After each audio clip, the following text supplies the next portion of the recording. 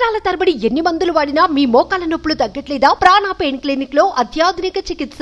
శుక్రవారం అర్ధరాత్రి నుంచి విజయవాడ మహానగరంలో కురిసిన కుంభవృష్టి కారణంగా విజయవాడ మహానగరం అంతా కూడా ఒక ప్రళయం సృష్టించేందుకు అనుకోవచ్చు. అసలుకి బ్రహ్మంగారి యొక్క కాలజ్ఞానం నిజంగా నిజం అవుతుందా అన్న విధంగా ఇక్కడ ప్రజలందరూ కూడా భయపడుతున్నారు.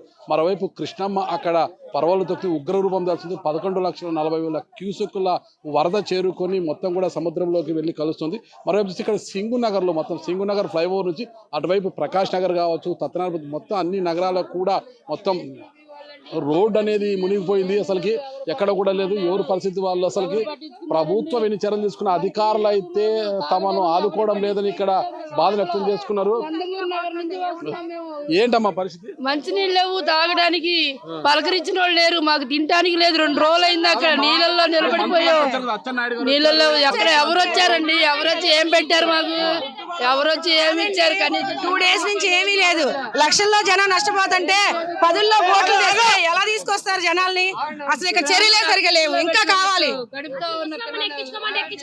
చర్యలు సరిగా లేవని అంటున్నారు. ఇక్కడ చూస్తే మరోవైపు చూస్తే చంటి బిడ్డతో ఆ తల్లి పడుతున్న బాధను కూడా చూస్తూ ఇప్పుడే డెలివరీ అయ్యి ఆసుపత్రి నుంచి డిశ్చార్జ్ చేస్తారు. ఇంటికి ఎలా వెళ్ళాలో కూడా అర్థం కాని పరిస్థితి ఆ బిడ్డది. భర్త ఒకవైపు, భార్య ఒకవైపు అయిపోయారు. అసలు ఈ వరదల కారణంగా కుటుంబ సభ్యులు ఎవరికి ఎవరు యమునా తీరుగా మారిపోయారు. అసలు భర్త లేకపోవడంతో భర్త కోసం ఆ తల్లి పడుతున్న ఆవేదన, పొత్తిళ్లలో చంటి బిడ్డను కూడా పెట్టుకొని ఉందన్నమాట. ఇక ఆ తల్లి బాధ చూడలేకుండా చాలా వర్ణనాతీతం అని చెప్పవచ్చు. ఇప్పుడే డెలివరీ అయ్యి సింగునగర్ నుంచి ఆసుపత్రి నుంచి అతి కష్టం మీద బోటు సహాయంతో యువతలకి ఈ ఒడ్డుకు చేరుకుంది ఆ తల్లి. మరి ఆ తల్లి ఇంటికి చేరడానికి పడుతున్న బాధ చాలా తన భర్త కోసము పాపం తను కళ్ళు కాయలు కాచేలా ఎదురుస్తుంది. భర్త ఎటువైపు వెళ్ళిపోయాడు, భర్త ఒకవైపు, భార్య ఒకవైపు, ఇలా ఉంది పరిస్థితి ఇక్కడ అంతా కూడా. ఇక్కడ మనం తీసుకుంటే కొద్దిగా ముందుకు పోతే ఇక్కడ ఇటువైపు తీసుకుంటే మొత్తం కూడా వర్షపు నీళ్ళలోనే మొత్తం ఇప్పటికీ జలమయమైపోయి ఉన్న ఇల్లులన్నీ కూడా అక్కడ చూడొచ్చు మనము. యువకులంతా కూడా ఒక డబ్బా పెట్టుకొని సహాయ సహకారాలు ఎలా అందిస్తున్నారు. రెస్క్యూ టీమ్ అందరూ వచ్చినప్పటికీ కూడా లోపలికి వెళ్ళి, అంటే లోపల మారుమూల ఉన్న ఇళ్లలోకి వెళ్ళి వృద్ధులను కావచ్చు, లోపల ఉన్న పెద్దవారిని ఎవరిని రక్షించలేకపోతున్నారు అనేది ఇక్కడ ప్రజల యొక్క ఆవేదనగా ఉంది.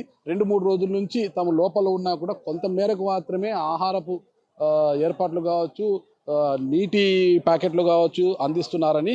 అయితే పూర్తి స్థాయిలో అన్ని కాలనీలకి కూడా ఆహారపు సౌకర్యాలు కల్పించలేకపోవడంతో పెద్ద ఎత్తున జనాలు ఇక్కడికే గుమిగూడుతున్నారు. అయితే అధికారులు వెళ్ళాలని చూస్తున్నా కూడా ఆ ప్రాంతాలకి బోట్లలో వెళ్ళలేని పరిస్థితి అయితే ఉంది. బోట్లు వెళ్ళాలన్నా కూడా తమకు ఏరియాలు సరిగ్గా తెలియకపోవడంతో స్థానికుల సహకారం అందిస్తే వెళ్తామంటారు.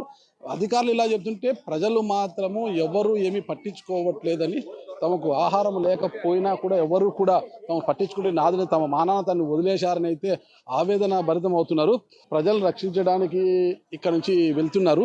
అంటే అధికారులు తమ వంతు తాము ప్రయత్నాలు చేస్తున్నా కూడా ప్రజలు మాత్రము తమకు ఆ స్థాయిలో వారి నుంచి సహకారం అందించడం లేదు. వస్తున్నారు, వెళ్తున్నారు, ప్రతి ఒక్కరు అలా చూసి వెళ్ళిపోతున్నారు. చూడు ఇక్కడ కూడా ఈమెది కూడా అదే పరిస్థితి. ఏమమ్మా మీ బాధ? ప్రకాష్ నగర్ పోలీస్ స్టేషన్ వెనక మన ఇల్లులు ఉన్నాయండి, అవన్నీ మునిగిపోయినాయి. చిన్నపిల్ల తల్లులు ఉన్నారు, చిన్నపిల్లలు ఉన్నారు, అందరూ ఎక్కి కూర్చున్నారు. కానీ 2 రోజులు బట్టి తిండి లేదు వాళ్ళకి, కనీసం మంచినీళ్ళు లేవు, తిండి లేదు.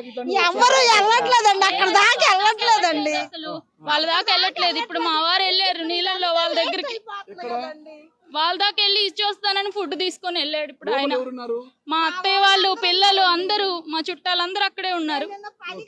చిన్న పిల్లలండి, అసలు ఆహారం కూడా లేకుండా నిన్నటి నుంచి ఉన్నారు. నిన్నటి నుంచి అసలు వచ్చి చూసి వెళ్ళిపోతున్నారంట అండి. వాళ్ళని అసలు పట్టించుకోవట్లేదంట, వచ్చి అలా చూసి వెళ్ళిపోతున్నారంట. ఏమో తెలియదండి, అసలు సావట్లేదండి. అంటే లోపల జల దిగ్బంధంలో కుటుంబ సభ్యులను ఇరుక్కుపోయినప్పటికీ కూడా కుటుంబ సభ్యుల్ని ఆదుకోవడానికి ఎవరు ముందుకు రావట్లేదు. అసలు బోటు ఏర్పాటు చేసిన బోటు ఎక్కించుకోవడానికి మనిషికి 500 రూపాయలు డిమాండ్ చేస్తున్నారని, అంటే శవాలపైన పేలాలు ఎదుకునే మాదిరిగా ఇక్కడ సిబ్బంది తయారయ్యారని ఆరోపిస్తున్నారు. పోతే మరో చంటి తల్లి కూడా ఇక్కడ చాలా ఇబ్బందులు పడుతోంది. మరో చంటి బిడ్డ చూడొచ్చు, చంటి బిడ్డను పెట్టుకుని వరద నీటిలో ఒక్కసారి ఆమె కాళ్ళు చూస్తే కారుతున్న నీటిని చూడొచ్చు.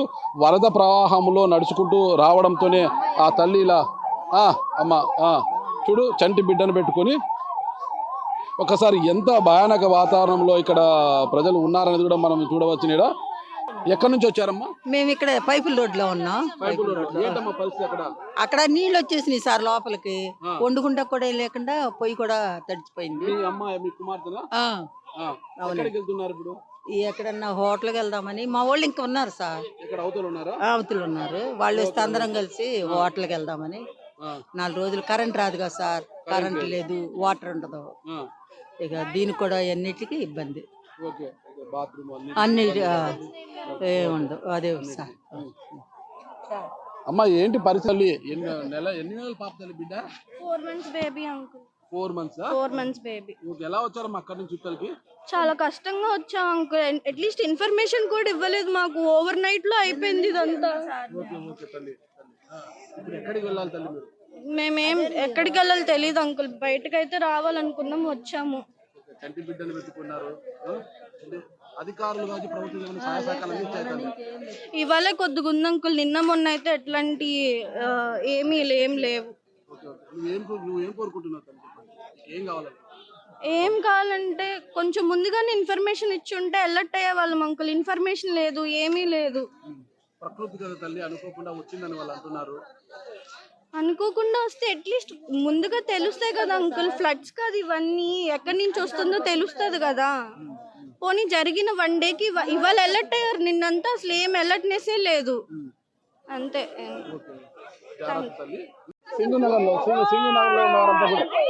చెప్పండి అన్న. నైట్ నుంచి ఒకటే ఇబ్బంది అన్న, కరెంట్ లేదు, ఏమీ లేదు, నీళ్ళు ఎక్కడ పడుకోవాలి.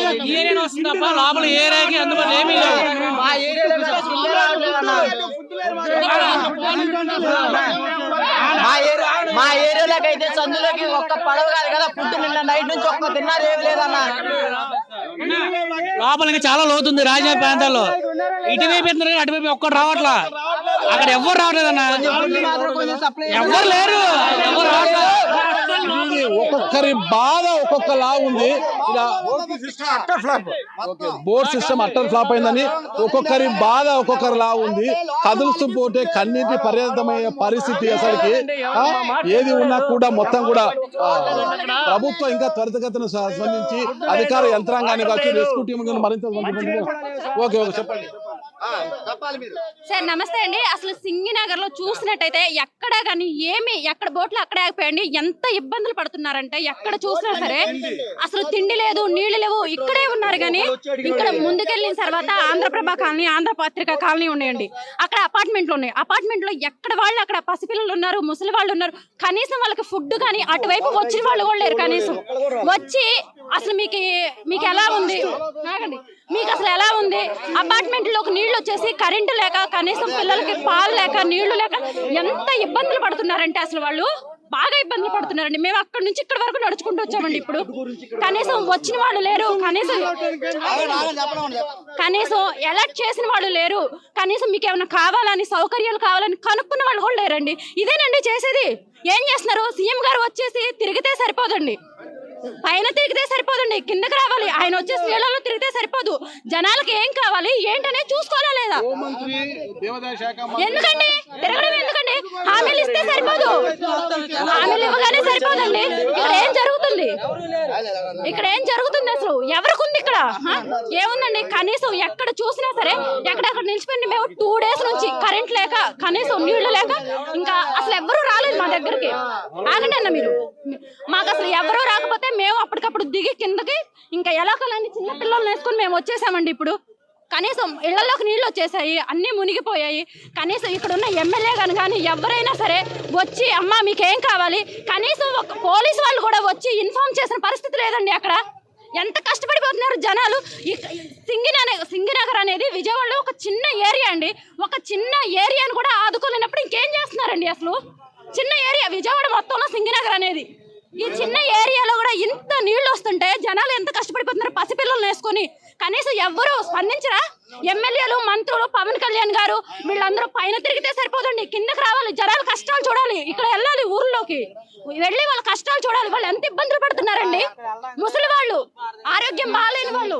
యువతి యొక్క ఆవేదన, నాయకులందరూ కూడా పైన హెలికాప్టర్లలో తిరిగితే సరిపోదు, లోపలికి వచ్చి ఇళ్ల వద్దకు వచ్చి చర్యలు తీసుకోవాలి. అపార్ట్మెంట్లలో ఇరుక్కుపోయిన వారికి నీటి ఆహార సౌకర్యాలు కల్పించాలని ఆ యువతి యొక్క ఆవేదన.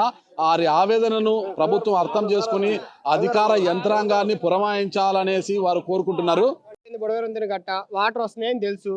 ఆల్రెడీ 2 గంటల వరకు గంటన్నర వరకు కట్ట ఇక్కడ వరకు ఎక్కడైతే మా ఏరియా రాజీనగర్ అని ఉందో రాజీనగర్ ముందు వరకు ఆగినాయి వాటర్.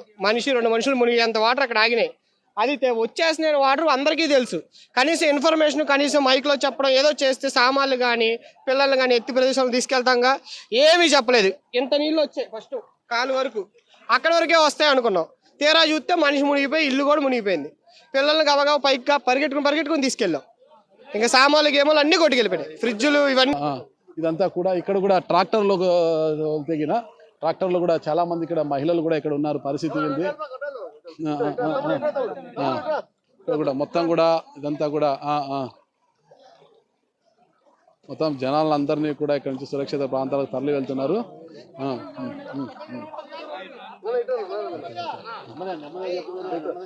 అమ్మా ఎక్కడి నుంచి వస్తున్నారు?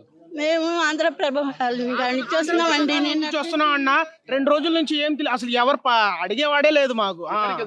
ఇప్పుడు ఎక్కడికో చోట వెళ్తున్నాం మేము. ముందు ఇక్కడ నుంచి దాడదామని ఎవరో చుట్టాలు ఇంటికి వెళ్దామని వెళ్తున్నాం. అసలు ఎవరు అడిగేవాడు కూడా లేడు. ఏం లేదండి, పరిస్థితి పిల్లల్ని చూసి దారుణంగా ఇల్లంతా మునిగిపోయింది. ఉండటానికి డాబా పైన కూడా ఏమీ లేదు. ఉండాలంటే పిల్లల్ని తీసుకొని ఎక్కడికి వెళ్ళాలో ఏంటో ఏం అర్థం అవట్లేదు. ఎవరు పట్టించుకోవట్లేదు, ఎవరు రావట్లేదు. ఏం తిన్నారు ఏంటి అని కూడా అనట్లేదు. ఎంత అపార్ట్మెంట్లో ఉన్నా ఎంత ఇదిగా ఉన్నా కానీ ఎవరు వచ్చేవాళ్ళు లేరు. ముందు ఏంటి అని ఇప్పటి వరకు ఎవరు రాలేదు. ఎవరిని కదిల్చినా ఒకటే మాట, ఎవరు పట్టించుకోవడం లేదు, ఎవరు రావడం లేదు. అయితే రాత్రి తెల్లవారుజామున వరకు రాష్ట్రపతి చంద్రబాబు నాయుడు గారు ఈ ప్రాంతంలో బోటు వేసుకుని పర్యటించిన ఉదయం హోంమంత్రి వంగలపూడి అనిత, అగ్రికల్చర్ మినిస్టర్ అచ్చెన్నాయుడు గారు కావచ్చు, ఇకపోతే దేవాదాయ శాఖ మంత్రి ఆనం రామనారాయణ రెడ్డి గారు, వీళ్ళంతా వచ్చినప్పటికీ కూడా ఎవరు కూడా మాకేం రాలేదు అంటున్నారు. మీరు ఎక్కడి నుంచి వస్తున్నారండి? సింగనగర్, అదే తోటవరం వీధి. ఎక్కడికి వెళ్తున్నారు? రామవరపాడు చుట్టాలు మొత్తం మునిగిపోయింది. గ్రౌండ్ ఫ్లోర్ మొత్తం, గ్రౌండ్ ఫ్లోర్ అంతా మునిగిపోయింది. అటు సైడ్ ఎవరు రాలేదు. లేదండి, అధికారులు ఎవరు రాకపోవడంతో భార్యాభర్తలు ఇద్దరు కూడా తమ కుమారుడిని తీసుకొని అంటే అవతల ప్రాంతంలో ఉన్న అంటే సురక్షిత ప్రాంతంలో ఎవరైతే బంధువులు ఉన్నారో వాళ్ళ ఇంటికి తరలి వెళ్తున్నారు. చెప్పండి, ఇప్పుడు మీరు ఇంత సర్వీస్ చేస్తున్నారు, అయినా ప్రజలు మాత్రమే మాకెవరు మా దగ్గర రావడం లేదు, మాకేం భోజనాలు అందించలేదు, నీళ్ళు అందించలేదు అంటే ఏంటి పరిస్థితులు? అంటే ఏం లేదు సార్, ఇప్పుడు ఇక్కడ ఉన్నంత వరకు ఎంతవరకు అవుతుందో అంతవరకే వెళ్తున్నారు. అటు సైడ్ వచ్చే ఫ్లోటింగ్ ఎక్కువ ఉండేప్పటికీ అంతవరకు వెళ్ళటం లేట్ అవుతుంది. అంతేగాని సర్వీస్ వే ఆఫ్ అనేది రెడ్ క్రాస్ కానీ మా ఈ సర్వీస్ మీద ఎంతవరకు ఉన్నా కానీ అంతవరకు అయితే అందరూ వెళ్తున్నారు. వీరి యొక్క ఆవేదన కూడా అర్థం చేసుకోవాలి. లోతు ఎక్కువగా ఉన్న ప్రాంతాలు వెళ్ళలేకపోతున్నారు. ఉన్న వరకు అయితే వెళ్ళి సహాయ సహకారాలు అందిస్తున్నాం తప్పితే లేదు. అయితే ఇక్కడ మనము చూడొచ్చు, ట్రాక్టర్లో కూడా వెళ్తున్నారు. ట్రాక్టర్లు కూడా వెళ్ళొచ్చు. ఇక్కడ ట్రాక్టర్లో మొత్తాన్ని జనాన్ని అందరూ కూడా తరలిస్తున్నారు.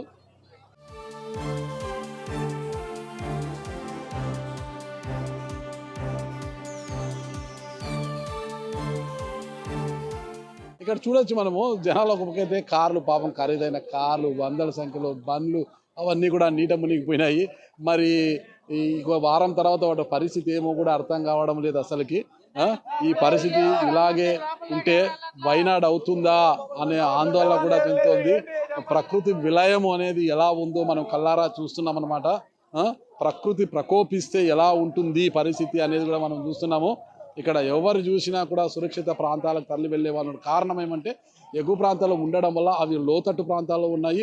అంత దూరం వెళ్ళి అధికారులు కావచ్చు, సిబ్బంది ఎవరు కూడా తమకు ఎలాంటి సహాయ సహకారం అందించకపోవడంతో ఇక తమ ప్రాణాలను అంటే కూడుగూడు అన్నీ వదిలేసుకొని ప్రాణాల మీద ఆశతో వారు ఇతర ప్రాంతాల సురక్షితమైన ప్రాంతాలకు వెళ్ళిపోతున్నారు. ఇదే ఇక్కడే తీయండి, ఎవరు మా దగ్గర రావద్దండి అనేది కూడా ఇక్కడ చెప్తున్నారు అనమాట. మాకు తిండి తిప్పలు లేవు, ఏమీ లేవు అనేది ప్రతి ఒక్కరి ఆవేదన ఇది. మరి ప్రభుత్వం ఇంతలా చేస్తున్నా ఎందుకు ఇలాంటి విమర్శలు వస్తున్నా, ఇంత వ్యతిరేకత ఎందుకు వస్తుంది అనేది రాష్ట్ర ప్రభుత్వం ఒక్కసారి పునరాలోచించుకోవాల్సిన అవసరం ఎంతైనా ఉంది. చూడొచ్చు ఇక్కడ మనము ఎగువ ప్రాంతం నుంచి వస్తున్నది, ఎంత ఫోర్స్ ఉందో. ఒక నడి రోడ్డు పైన వాటర్ ఫోర్స్ చూస్తే ఈ ఫోర్స్ కి జనాలు ఒకరి చేయి ఒకరు పట్టుకోకపోతే కొట్టుకొని పోయే పరిస్థితి ఉంది. ఇక్కడ ఎంత ఫోర్స్ ఉందో పైన, ఎంత ఫోర్స్ చూడండి. ఈ ఫోర్స్ తాళ్ల సాయంతోనే ఇక్కడ దాటే పరిస్థితి ఉంది. ఇంత ఫోర్స్.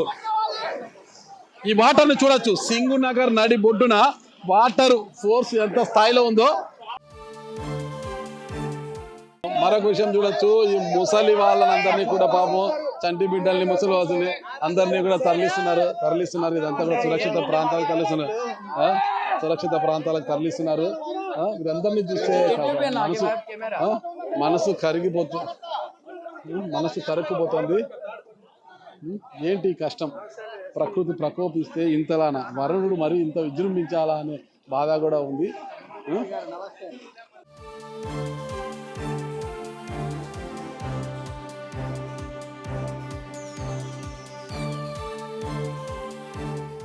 ఎవరిని కదిల్చినా మనము ఎవరి ఎదుట పడినా ఈ ప్రాంతంలో నాగరాజు గారు మా పరిస్థితి ఏంటి సార్, మా పరిస్థితి ఏంటి, మమ్మల్ని ఆదుకునేవారు ఎవరు అని అంటున్నారు. కానీ చంద్రబాబు నాయుడు గారు ఈ ప్రాంతం అంతా బోటేసుకుని కలే తిరిగినా కూడా, తన వయసుకు మించి అతి కష్టం మీద ఈ ప్రాంతం అంతా ఇది చేసినా కూడా మరి అధికారులు ఆ స్థాయిలో ఎందుకు ఇది చేయలేకపోతున్నారు?